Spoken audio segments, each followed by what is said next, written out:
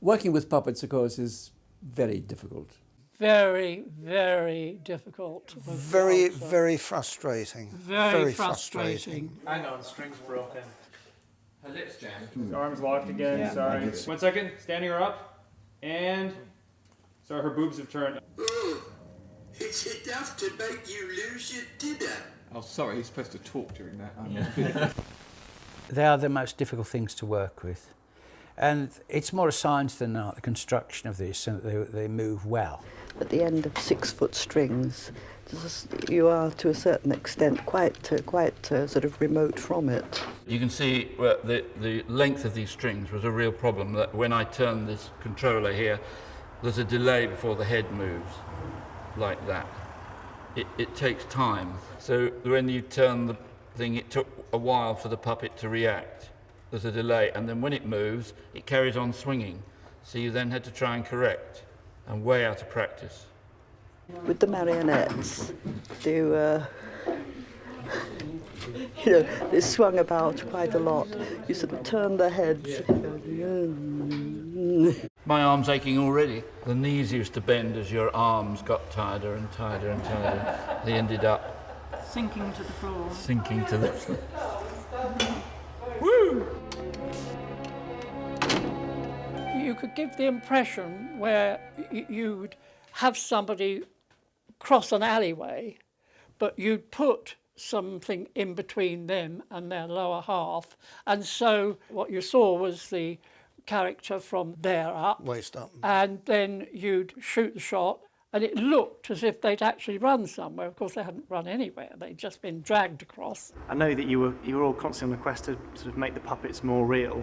So, what did you do? I went along, and I chose all the men, and I put little willies on them, you know. And when the girls got in the morning, oh, there was the most terrible uproar about these. And I said, well, you know, you've got to bring them to life somehow, haven't you? They sprayed the strings to make sure that you couldn't see them, although you could, of course. Don't say that to my mother, she doesn't like that. Because they were very specialised, very, very thin wire. All right, you can see them now and again, but on the whole, they were incredibly thin wire, but they were always breaking. The time one spent getting everybody and everything ready for the moment when the camera was going to be switched on to make a take. You've got to check if this one is right, if the puppeteers, sometimes it would be 3 or 4 puppeteers, all standing there holding this weight, you know, waiting for the moment when you were going to turn over. There are strings that have to be dusted and got rid of because they would glisten in front of the camera. There might be somebody who's got to do something at a particular moment, and everybody's got to be ready. And so everybody, after all this time that we've been waiting, rehearsing, lighting, getting the right lens, doing all these things, everything's ready, and so, you know, you say, okay, turn over, action.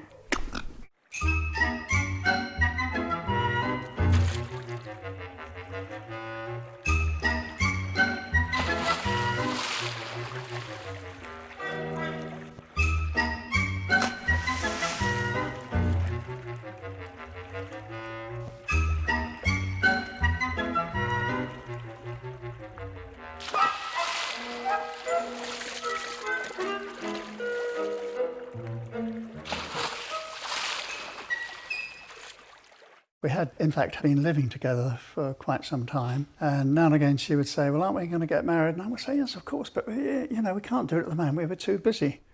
And eventually we found the time, and we went up to town, got married.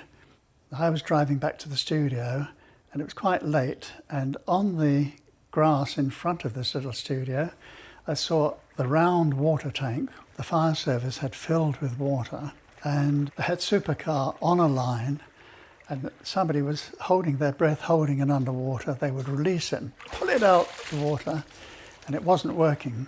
So I said to my then wife, sorry, I'll be late.